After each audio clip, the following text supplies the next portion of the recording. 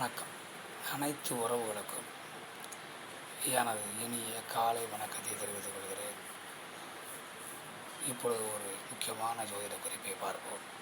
ஒரு ஜாதகத்தை பார்த்தவுடன் இந்த ஜாதகர் இந்த தொழில் செய்வதால் சிறப்பான முறையில் வாழ்க்கையில் முன்னேறுவார். முன்னேற்றம் என்பது அபரிமிதமாக இருக்கும். ஏன்னா நாம் சொல்லிவிடலாம், அப்படிப்பட்ட அமைப்புகள் இருக்கின்றன. அதை பற்றி நாம் இப்போது பார்ப்போம். ஒரு ஜாதகருக்கு வருமானத்தை கொடுக்கக்கூடிய இடம் லக்கணத்திற்கு இரண்டாம் இடம் தனஸ்தானம். ஒரு ஜாதகத்திலே மகர லக்கணம் என்று வைத்துக் கொள்ளுங்களேன். மகர லக்கணம் என்றால் மகர லக்கணத்திற்கு இரண்டாம் வீடு என்று கும்பம்.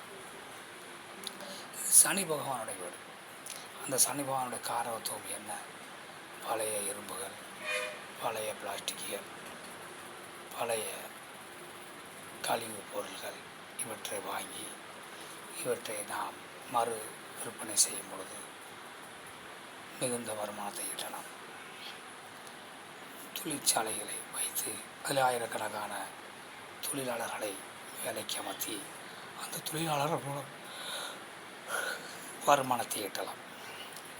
கீழ்நிலையான தொழில்கள் செய்யக்கூடிய தொழிலை, அதாவது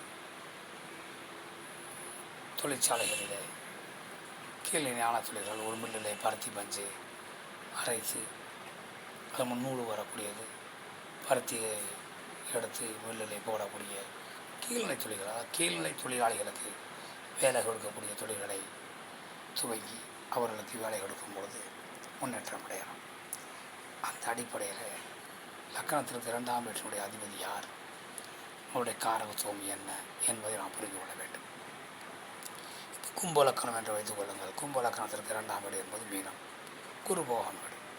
இந்த வீடு என்பது மியூச்சுவல் ஃபண்டு, பேங்கில் டெபாசிட், வட்டியை கொடுத்து வாங்குவது, வங்கிகள் தொழில் வழங்குவது, பேங்கில் வேலை செய்வது, இதன் மூலம் வருமானங்கள் இருக்கும். நம்ம கல்விகளை கற்பிப்பது, குரு போதனை செய்வது, இதன் மூலம் வருமானம் இருக்கும். இப்படி நம் லக்கணத்திற்கு இரண்டாம் வீடு எந்த வீடோ அந்த வீட்டின் அதிபதியுடைய காரகத்துவத்தை மையமாக வைத்து தொழில் செய்தால் அந்த தொழில் பெரும் பணம் ஈட்டலாம். மற்றவற்றை நாம் அடுத்த வீடியோ காண்போம். நன்றி, வணக்கம்.